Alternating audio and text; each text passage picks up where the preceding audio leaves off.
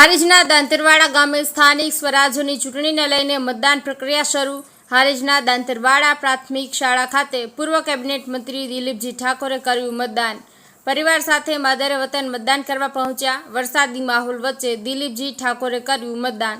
સ્થાનિક સ્વરાજની ચૂંટણીમાં યોજાયું મતદાન। રાજુભાઈ ડી પટેલ, પાટણ। આજે આપણે મતદાન કર્યું છે, શું કહેશો? આજે ગુજરાતમાં ખાસ કરીને આપણા પાટણ જિલ્લાની અંદર સ્થાનિક સ્વરાજની ચૂંટણીઓનું આજે મતદાન થયું અને મતદાનની અંદર આ એક લોકશાહીનું પર્વ અને લોકશાહીના પર્વની અંદર દરેક મતદારોએ પોતાનો મતનો અધિકાર ઉપયોગ કરીને પોતાના યોગ્ય ઉમેદવારને ચૂંટવા માટેનું મતદાન આજે અમે પણ અમારા મતનો ઉપયોગ કરીને અને મત આપીને લોકશાહીના પર્વમાં અમે પણ ભાગ લીધો।